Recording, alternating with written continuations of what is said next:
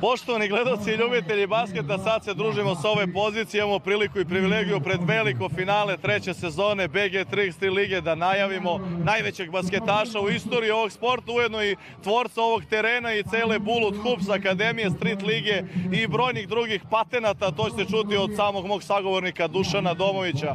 Bulut Proofa, prvo Dušane, dobrodošao na tvoj teren, dobrodošao na finale BG lige, kakvi su prvi utisci? Dobrodošli vi, zadovoljstvo je moje što ste bili spremni da sarađujemo i da ovaj teren upotpunimo ovako jednim dobrim turnirom i dobrim finalom.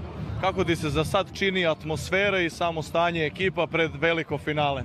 Pa meni je izrazito zadovoljstvo što su ljudi iz BG lige hteli da organizuju ovde pre svega ovaj turnir, jer mi smo krenuli sa ovim terenom negde u junu i evo već smo sad dostigli da neki ljudi žele da sarađuju s nama na nivou nacionalnog finala.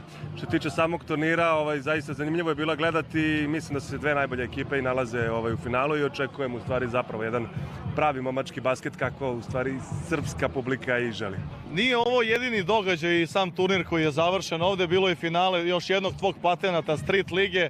Možeš da uputiš malo gledalce kako je to prošlo i sam koncept te Street lige koju već godinama organizuješ u Novom Sadu? Pa, poenta ovog terena je da postane neki epicentar basketa, ne samo basketa, nego epicentar jednog socijalnog života u Novom Sadu, koji je obogaćen nekim dodatnim manifestacijama, kao što su i koncerti, kao što su neke kulturna dešavanja. Imali smo i neki kampove besplatne za učesnike od nekog socijalnog značaja za najmlađe, za najperspektivnije U23, za dvojčice, za dečake u nekim tinejdžerskim godinama, tako da zaista se trudimo da upotpunimo ovaj prostor u centru grada Novog Sada i da postanemo prepoznatljiv prostor sa ne samo ovde, nego i šire.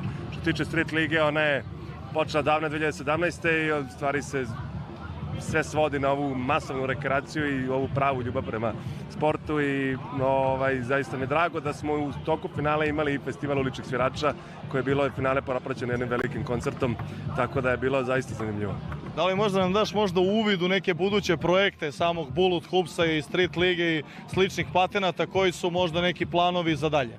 Pa moja ambicija je uvek bila da budem lider neke scene i mislim sam to dokazao nekim ranijim stvarima, a poenta ovog terena je da se širi što infrastrukturno, što samosobnošću i da u stvari što češće budu ovakve manifestacije tokom te neke otvorene letnje sezone i zaista smatram da Novi Sad zaslužuje ovo mesto, da Novi Sad dobro komunicira sa publikom koja voli ovaj sport i da je u stvari ovo grad odatle je sve krenulo i da, kao što sam rekao, Novi Sad zaslužuje ovako jedno mesto i da ćemo biti predstavnici ovakvih dešavanja u narednom periodu.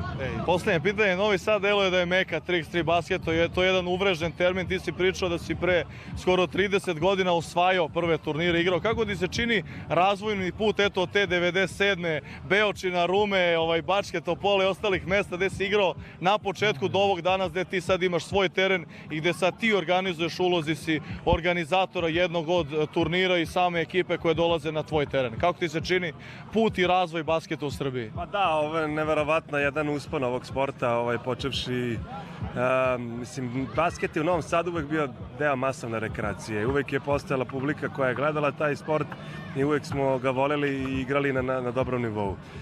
Mi smo nekako digli lestvicu sa nekim profesionalizmom, nastavili su neki dodatni igrači i ekipe da prate tu neku putanju, čak i da dižu tu lestvicu na još veći nivo. Zaista ovaj sport je dostigao neke stvari koje mi nikad nismo sanjali, nismo kretali u ovaj sport da ga igramo ili radimo iz tih nekih poriva, nego jednostavno iz ljubavi i strasti prema ovom sportu.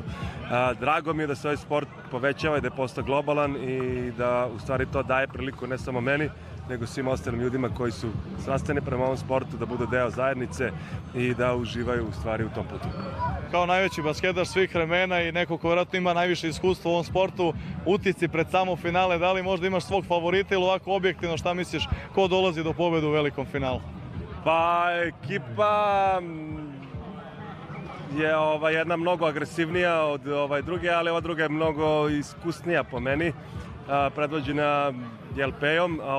Vidjet ćemo, mislim da će biti dobra borba, se zavisi ko nametne svoj ritam i ko nametne svoj metod igre, mislim da će i tu je ta ekipa prevladati. Dušane, hvala puno, bilo je veliko zadovoljstvo. Poštovani gledalci, najveći i najbolji basketaš svih vremena, da li na klubskom, da li na reprezentativnom nivou, dao izjavu za televiziju Arene Sport, uvertira pred veliko finale koje pratimo na kanalu Arene Sport 9. Sudar stilova, kako je rekao moj sagovornik, na jednoj strani Big Sagro, iskusna ekipa, 500 metara odavde nalazi se sedište gazdinstva, na drugoj strani tu je ekipa sa zapada Srbije, Wild West, neka bolji pobedi, uživajte, ja se vraćam na svoju poziciju, vama želim sve najbolje da ispratite uz rad kolegi Lućana, završnicu treće sezone BG Trickster lige. Doviđenja.